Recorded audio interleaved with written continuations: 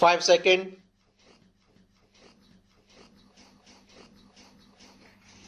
Start. Mr. Vice Chairman, I wish the matter had not come up for discussion in this House in the form in which it has come, because we will be discussing, it appears, the same subject more or less piecemeal in connection with the other two bills as well. What was necessary for the government in this connection was to provide for a general discussion on the respect of the Finance Commission, the kind of thing that we have on such reports, and after hearing the views of the members here, they should have formulated a bill. Even if they had formulated the bill earlier, the bill should have been preceded by a discussion on the report. It would then have given us an opportunity of dealing with this rather important subject in our public finance and indeed in our national life. But now we are asked to treat this matter piecemeal and deal with the bill as it comes separately. I say, sir, this would not seem very fair. It is true that we have had two other reports of the Finance Commission and that we have had certain opportunities of discussing the issues raised by the Finance Commission on previous occasions.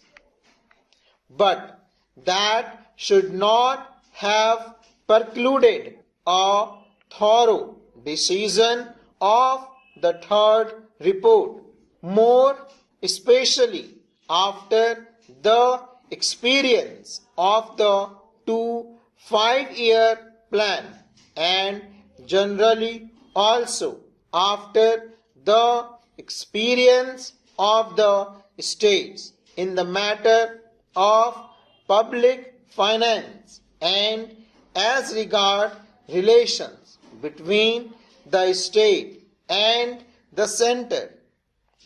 All I can say is that the government does not understand the magnitude of the problem or the urgency or the seriousness of the issues involved.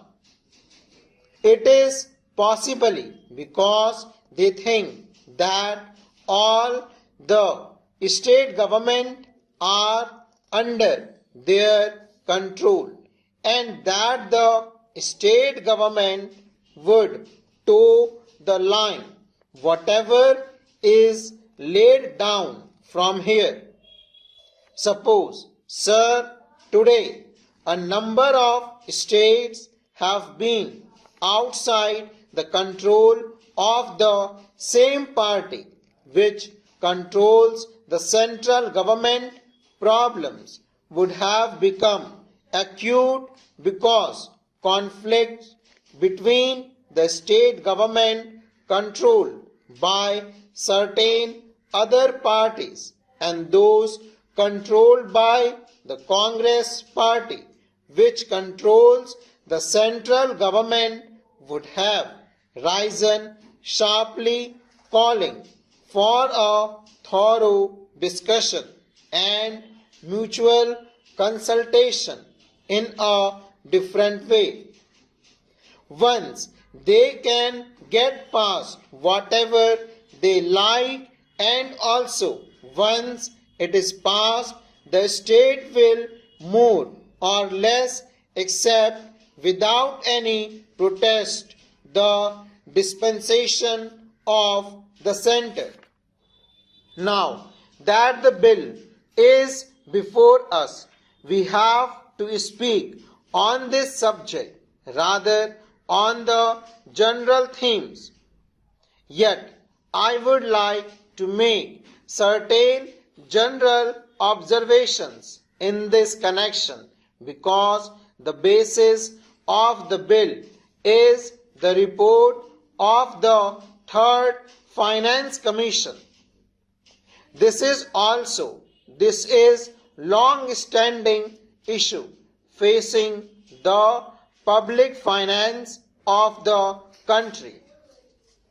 Those who have studied economics will know well how this matter had come up even during the British time, when we did not have either independence or any kind of autonomy in the state.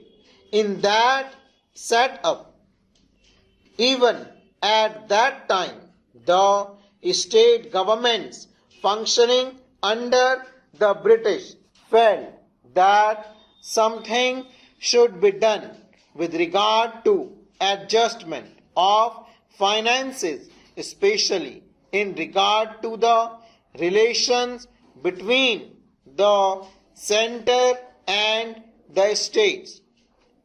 There had been a long-standing controversy as to how the taxes, especially the income tax, should be divided between the center and the states. I do not deny the existence of the controversy, and this controversy is not easy to resolve. I entirely agree, but I should have thought that the Third Finance Commission should have tried to face the problems before it, not more or less in a routine manner, but in the context of the new things, not only as they are today, but as they are going to shape in the coming future. We have got what is called a quasi-federal constitution.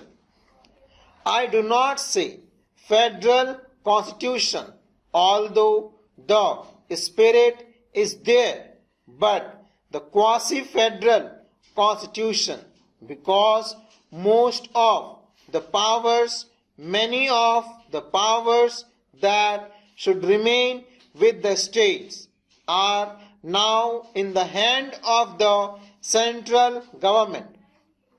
Therefore, in that way, it is more unitary in character than federal. At the same time, structurally speaking, we have got the state assemblies, legislatures, state bodies, and so on. They function more or less in the same way. But if you go a little deeper into the affairs, it would immediately lead you to think that the states do not have any substantial real power, especially in the matter of finance. Perhaps at the time when the Constitution was framed, this aspect did not figure very much in the minds of the makers of the Constitution. We had just become free, and the concept of welding India into a solid nation was uppermost in the minds of those people who framed the Constitution and all other as well. In that background, it is quite understandable that it should be the dominant thought as to how to put the different segments of our country into a whole, namely the Indian Union full stop.